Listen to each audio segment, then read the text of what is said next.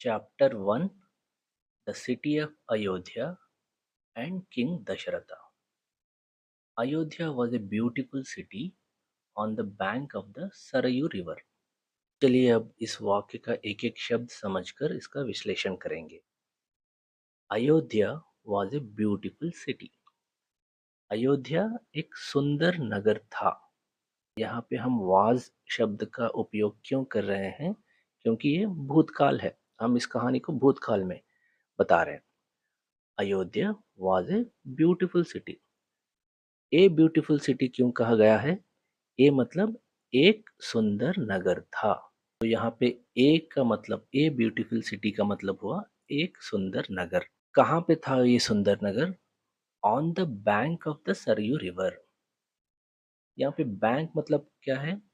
Bank मतलब नदी के तट या नदी के किनारा। कौन सा नदी का तट था? सरयू नदी का था।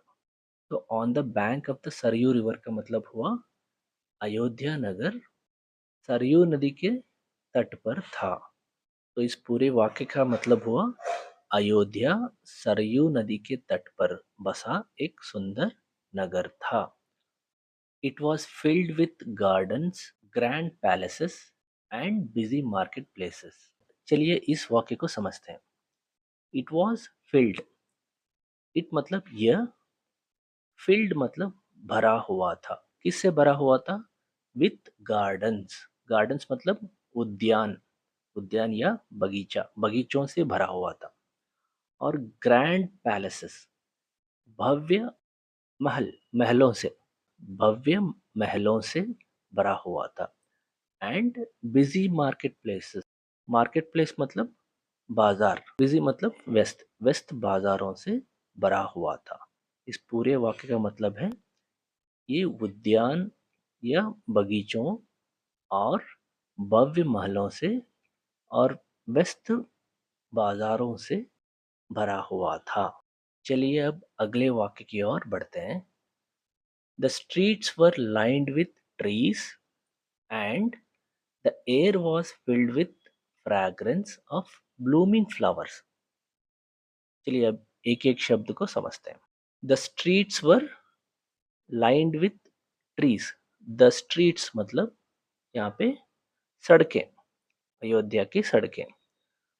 वर लाइंड विथ ट्रीज, यहाँ पे वर शब्द का इस्तेमाल इसलिए किया गया है कि स्ट्रीट एक बहुवचन है, स्ट्रीट एक वचन है और स्ट्रीट्स बहुवचन है। एक से ज्यादा स्ट्रीट के बारे में बताया जा रहा है। The streets were lined with trees. Line मतलब कतार, एक पंक्ति, पंक्तियों में लाइंड विथ ट्रीज। ट्रीज मतलब पेड़।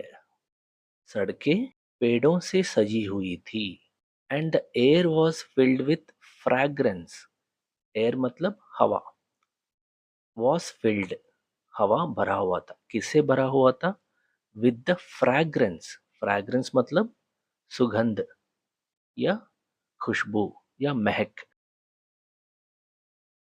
किसके महक से भरा हुआ था? Of blooming flowers.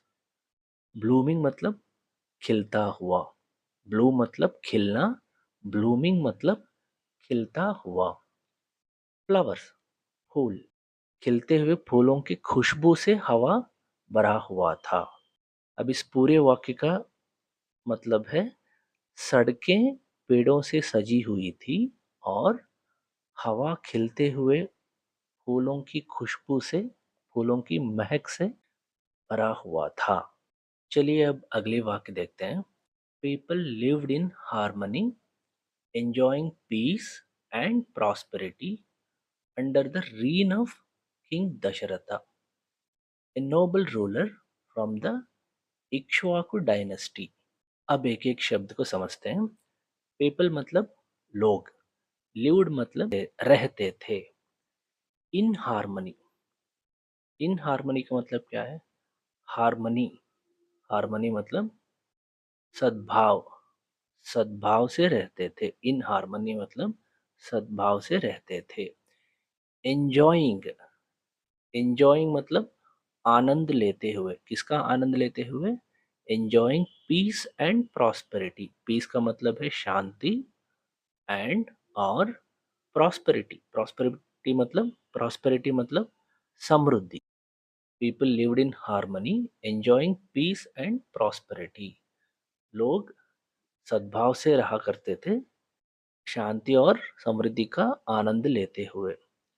Under the reign of king Dasharatha. Reign मतलब क्या है? शासन। किसके शासन? किंग दशरथ, राजा दशरथ के शासन में लोग शांति और समृद्धि से, सद्भाव से रहते थे। A noble ruler from the Ikshvaku dynasty. Noble मतलब क्या है? एक महान शासक। रूलर, रूलर मतलब शासक या राजा भी कहा जा सकता है। फ्रॉम द इक्ष्वाकु डायनेस्टी, वो कहाँ से आए थे? Ikshvaku dynasty. Ikshvaku dynasty, dynasty का मतलब है राजवंश। तो इस पूरे वाक्य का अर्थ हुआ, इक्ष्वाकु वंश के एक महान शासक जो कि राजा दशरथ थे, राजा दशरथ के शासन काल में लोग शांति और समृद्धि का आनंद लेते हुए सद्भाव से रहते थे। इस तरह से हम एक कोई भी वाक्य को, शब्दों को अलग अलग करके उसका सही को हम समझ सकते हैं। बड़े वाक्य को एक ही बार पढ़ना मुश्किल हो सकता है, उसको छोटे छोटे शब्दों में अलग करके उसका एक एक भाग, वाक्य का एक एक भाग को हम समझ सकते हैं। अब तक की चर्चा में अगर आपको कोई भी संदेह हो तो आप कमेंट सेक्शन में या मैसेज बॉक्स में अपना संदेह टाइप कर सकते हैं।